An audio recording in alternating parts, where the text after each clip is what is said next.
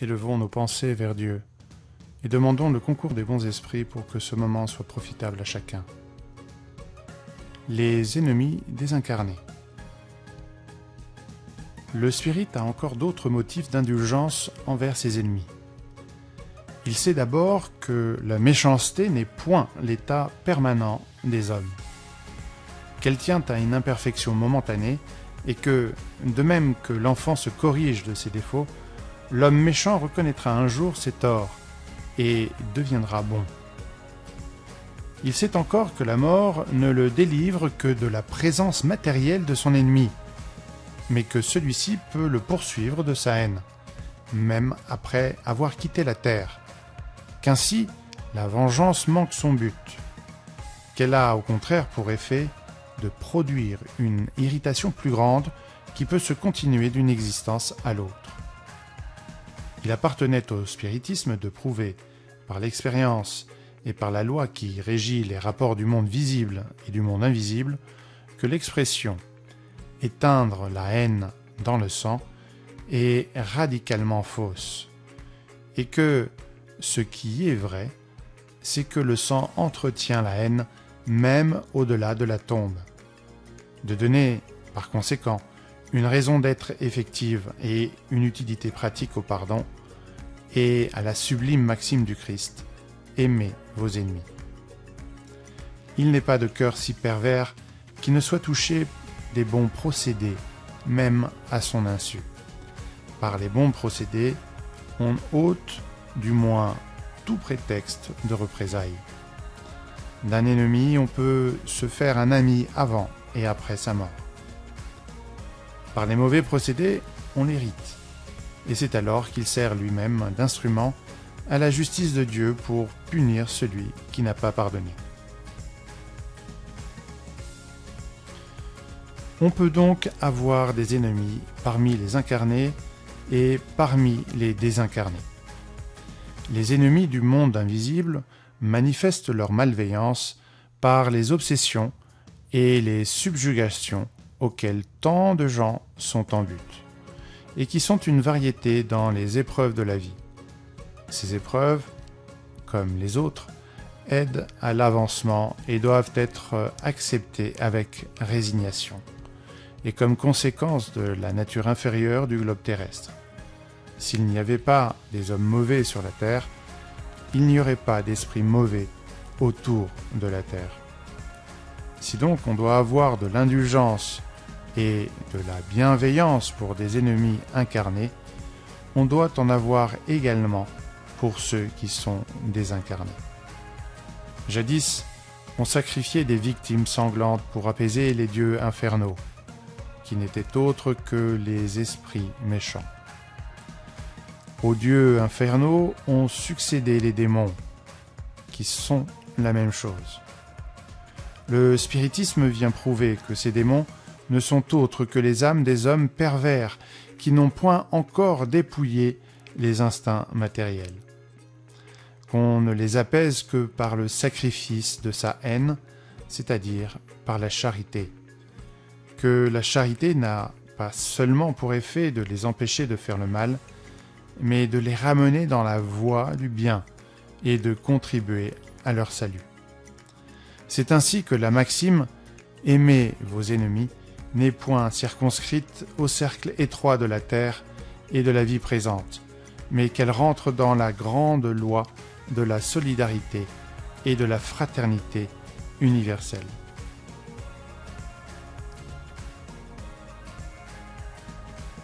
Notre monde n'est pas encore un havre de paix. Nombreuses sont les animosités entre les hommes ici-bas.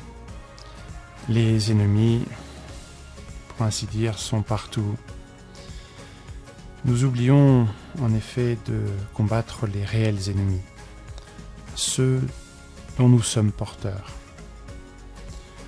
Il est important de comprendre cela si l'on souhaite être en paix et favoriser la pacification ici-bas.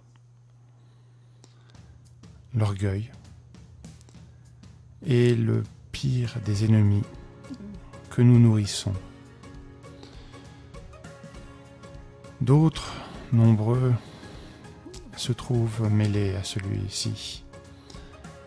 L'indifférence, l'égoïsme et bien d'autres encore.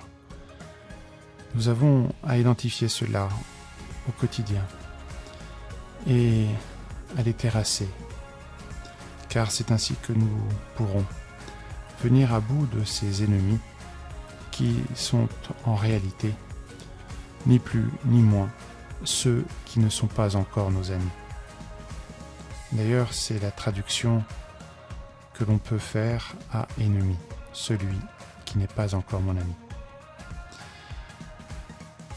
Si nous prenons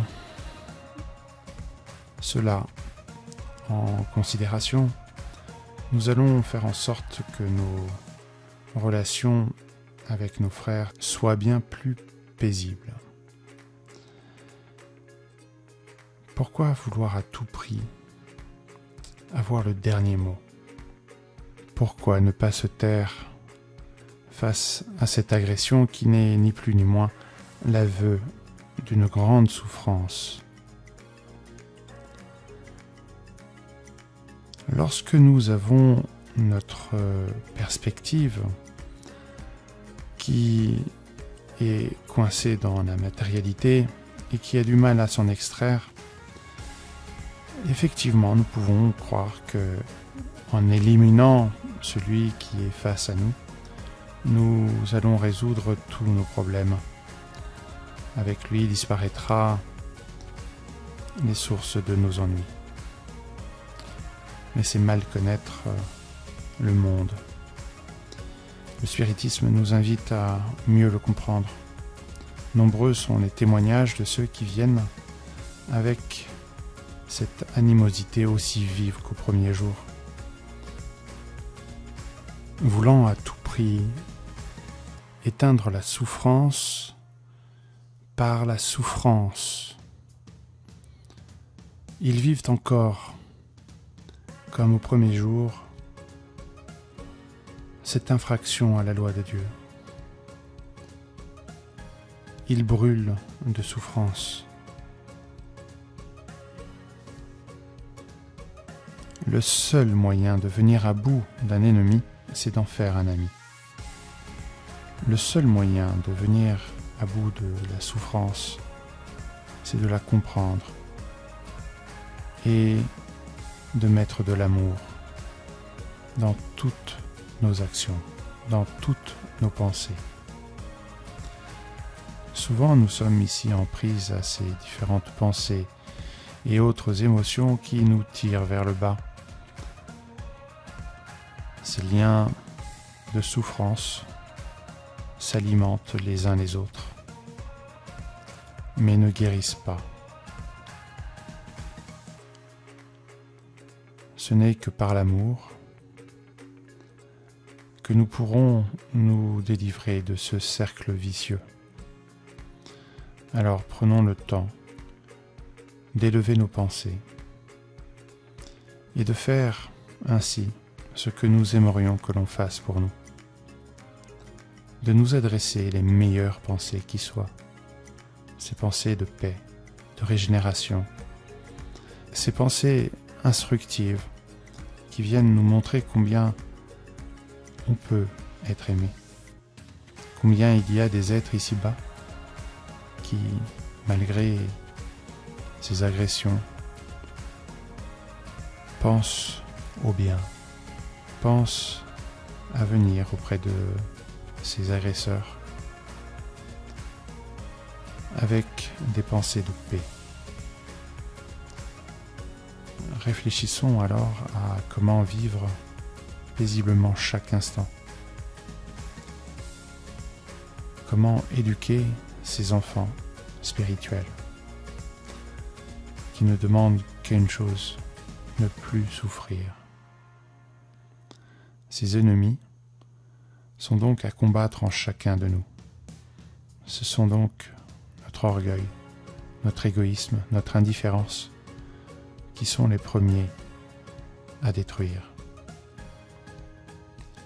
par de bonnes actions, par ce don à l'autre, par ces pensées édifiantes. Ce n'est qu'ainsi qu'un jour, le mal sera éradiqué de notre monde. Pensons à cela et prions pour nos ennemis.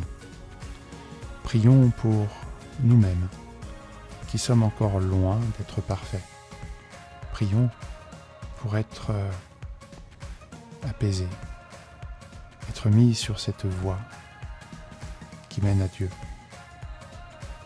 Prions pour que nous puissions tous comprendre comment vivre en paix, comment alimenter cette paix au quotidien, de faire que ces ennemis qui s'ignorent deviennent de véritables amis.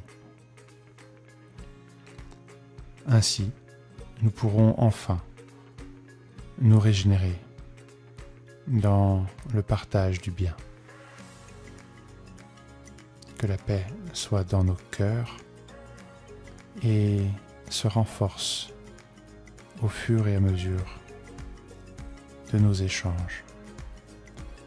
Ainsi soit-il.